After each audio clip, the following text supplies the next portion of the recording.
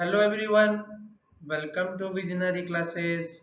Here we are with the lecture number 9 on JNU Environmental Science MSc level previous year question for 2019. I request you to subscribe our channel and contact us for the latest study material. So in this type of exam, as we have discussed in the previous lecture, you will get 75 questions, out of which 50 questions will be of 1 mark and 25 questions will be of 2 mark. The total will be 100. So in this question, the difficulty level has gone increased. So for this question you have to read it very carefully. ठीक है, तो आइए पढ़ते हैं question को. ए plane passes through point P1 1 and is perpendicular to each plane of x plus 2y plus 3z equal to 9 and 2x minus 3y plus 4z equal to 0. The equation of the plane is. ठीक है, तो उसने क्या बोला है कि point से पास कर रहा है प्लेन और ये दोनों प्लेन से पास करते हुए हमारा जो प्लेन जा रहा है उसका इक्वेशन क्या है. ठीक है, तो हमने क्वेश्चंस को तो पहले ही पता है कि हमारा प्लेन जो है वो पॉइंट P11 से पास कर रहा है. ठीक है, ईच प्लेन का हमारे पास इक्वेशन भी है. ठीक है, तो वो बोल रहा है let the direction ratios of the normal to the required plane be A B and C. Okay, A, B and C. Since the required plane passes through the point 1 1 1. Okay, since the required plane passes through point 1 1 1, then A plus x minus 1 plus B y minus 1 plus C z minus 1 equal to 0. ये उसका equation होगा. हम इसको ले सकते हैं क्योंकि ये डायरेक्शन कोसाइन के फॉर्म है. This is the formula that we used in the vector. Using the direction cosine you will define the what equation of the plane. So हमने यहाँ पे इक्वेशन ऑफ द प्लेन को कर दिया define in the equation 1. Now बात करें हमको next step पे क्या करना है कि as plane is perpendicular to each of the given plane. ठीक है, अगर each of the given plane पे ये परपेंडिकुलर है, ठीक है, तो अगर हम तो ये जो ए बी एंड सी हैं वो भी इन इक्वेशंस को सेटिस्फाई ही करेंगे. वो इन इक्वेशंस को सेटिस्फाई करेंगे. तो we have very easy here. It is very easy if you define a plus 2b plus 3c. यहाँ पे 9 होगा. ठीक है, नेक्स्ट इक्वेशन में क्या होगा, ये 2a minus 3b plus 4c equal to 0. ठीक है, हमने just ax equal to a लिया एंड y इक्वल टू यहाँ पे b लिया एंड z इक्वल टू हमने c लिया. ठीक है, और कुछ नहीं, क्योंकि हमारे जो डायरेक्शन कोसाइंस थे वो भी इन इक्वेशंस को सेटिस्फाई करेंगे क्योंकि हमारा प्लेन जो है वो उस पॉइंट से पास होने के बावजूद भी इन दोनों प्लेन्स को टच करते हुए जा रहा है क्योंकि इन दोनों से परपेंडिकुलर, तो ऑब्वियसली इन दोनों को क्या करेगा, सेटिस्फाई भी करेगा. ठीक है, तो यहाँ पे आपका ये इक्वेशन दोनों बन गया सेकंड स्टेप पे. ठीक है, आपको स्टेप्स याद रखना है. This is second step 2. First हमने डायरेक्शन कोसाइन यूज करके हमने इक्वेशन बनाया. सेकंड स्टेप में हमने उस डायरेक्शन कोसाइंस को पुट किया हमारे गिवन प्लेन के इक्वेशंस पे. The next step you will do the cross multiplication because we have three variable a b and c. Okay, and we have two equations, so we will take the ratio. In the form of ratio we will take. तो यहाँ पे अगर हम बात करें cross multiplication की तो हमारे पास जो दोनों इक्वेशन थे, अगर अगर आपके ऐसे इक्वेशंस हैं, अगर बात करें xa plus Y B plus Z C equal to 0 है आपका पहला वाला, और यहाँ पे x2 है, ये x1 है, सपोज करो आप x1 है ये, और ये x2a है प्लस y2b है और z2c इक्वल टू 0 है. ठीक है, तो अगर हम बात करें तो इस इक्वेशन को कैसे सॉल्व कर सकते हैं। सपोज करें आप a के नीचे की मल्टीप्लिकेशन कर रहे हैं, तो आपको क्या करना होगा, y1 z1 and y2 z2, ठीक है। आपको क्रॉस मल्टीप्लिकेशन कुछ इस तरीके से करना होगा, ठीक है। आप a के कोएफिशिएंट्स नहीं ले सकते जब आप a के नीचे की क्रॉस मल्टीप्लिकेशन कर रहे हैं। This is the principle of cross multiplication in this type of solutions, okay. So in the next term आपको इक्वल टू करते हुए b को नेगेटिव लेना होगा, क्योंकि obviously it will come negative, ठीक है। तो नेगेटिव लेते हुए भी आपने यहाँ पे डिफाइन कर दिया। प्रीवियस इक्वेशंस आप चेक कर सकते हैं, ठीक है। प्रीवियस इक्वेशंस के हिसाब से हमने यहाँ पे उनके क्रॉस मल्टीप्लिकेशन डिफाइन कर दिए हैं, ठीक है। तो उस थ्रू से we are getting that a, अब आपको करना क्या है, 2 into 4 8, ठीक है, minus of minus 9 that is 17, then 4 minus 6 that is minus 2, then c equal to minus 3 minus 4, ठीक है। तो a upon 17 equal to b upon 2 equal to c upon minus 7 equal to lambda, ठीक है, क्योंकि हमको lambda लेना होगा क्योंकि ये रेशियो के फॉर्म में है, ठीक है। So in the form of lambda we are taking this in the third step. This is the step number 3. This is step number 3. Now putting those values, that is 17 lambda, 2 lambda and minus 7 lambda in the equation 1, okay. So we are getting the equation that is 17x plus 2y minus 7z equal to 12. This is the step number 4, okay. That gives us the solution. This is the solution, okay. So it takes time, but you should remember how to approach this kind of question, okay. It is very important how you approaching a question, because this is a 2-marker question and it will turn your what marks. The next question they're asking, which part would be most suitable for raising the virus-free plants for the micro propagation? This is the question. Okay. So let us discuss. The answer will be meristem, obviously, because you can see that the actively growing region of a plant, such as the plant meristem, remain free from the infection even when the plant itself is affected. This is the what? This is the given. What? Ki it itself is remains unaffected.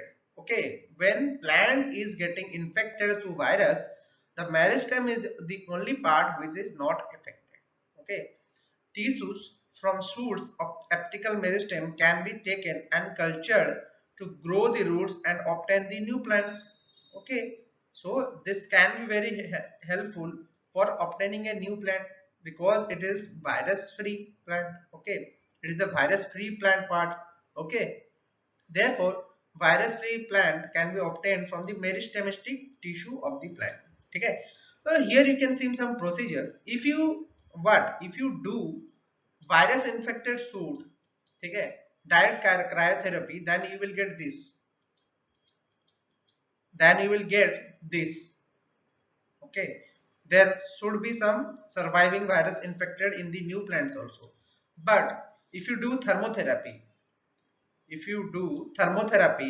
you will get this thing, okay. If you get thermotherapy, you will get this thing. Shoot after thermotherapy will have some virus, but it will not having that much of virus, okay. Then you do cryotherapy, okay. Then all the virus free shoots will be killed out, okay. So this is the procedure how the shoot of a plant is made virus free and used for the obtaining the new plant, okay. So here you can see this is a process. If you do direct cryotherapy, it will have some kind of infected cells, but if you do thermotherapy then cryotherapy, you will kill all the shoot tips. You will also need to remember this. But let us see where meristem is present in our plant. So here you can see shoot apical meristem is there, lateral meristem is there, and a root apical meristem is there. So it is in the 3 portion. Okay, in the 3 segments of a plant it is present. Okay, apical meristem and lateral meristem are the two types. You should remember this. Okay, this occurs in the shoots and roots, produce new leaves and flower, while lateral meristem occurs in the what? Bark of the trees. So the meristem will be our answer for making a virus-free vascular plant. Okay. This question is also very difficult and very interesting. If you don't know the Hooke's law, this is very difficult question for you. So let us discuss this question and answer it. A spring with a mass of 2 kg has a natural length of 0.5 meter. A force of 25.6 Newton is required to maintain it is stretched to a length of 0.7 meter. If the spring is stretched to a length of 0.7 meter and then released with a velocity of 0, the position of the mass anytime t will be. This is the question. Okay. So before going to do this question, okay, you need to know Hooke's law because this question is directly coming from the Hooke's law. Okay. So Hooke's law says if the spring is stretched or x unit from its natural length, then the exerted force that is proportional to x. Okay. So restoring force that is present inside it, okay, is what? Restoring force equal to minus kx, where k is the spring constant. This is spring constant. You have read it in plus 2 physics. Okay, spring constant. This is spring constant. This is very easy. This is spring constant.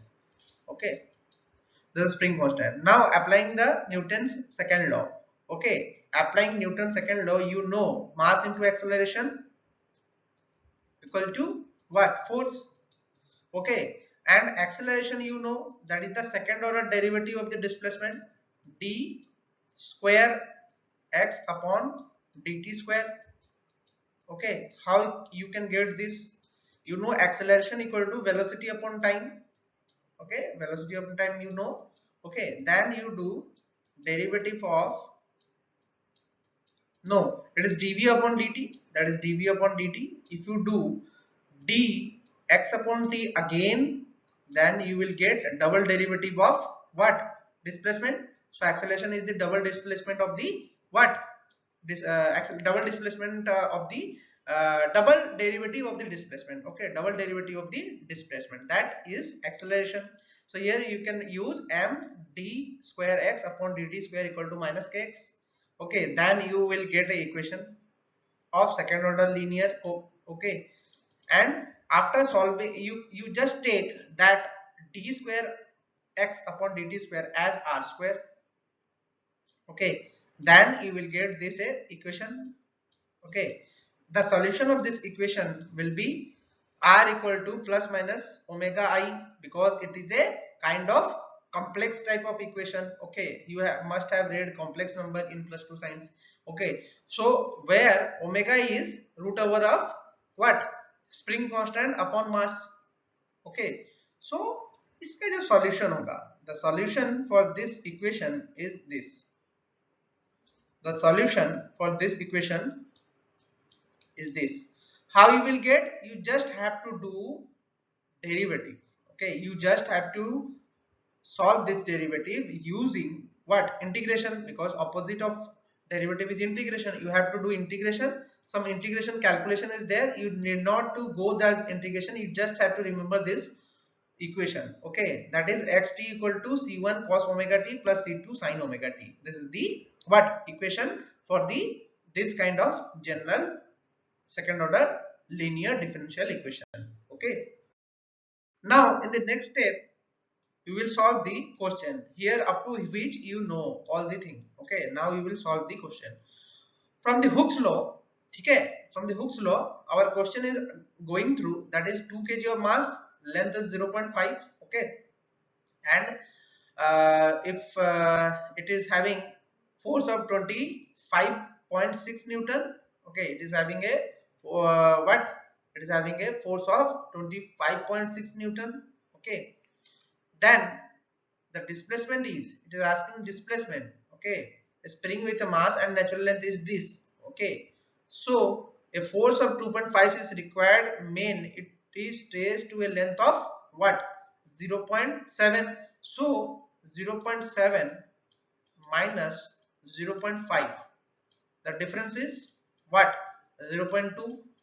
So the stretched length is 0.2. So you are just multiplying the x as stretched length, that is k into 0.2 equal to 25.6. Then k is equal to 128.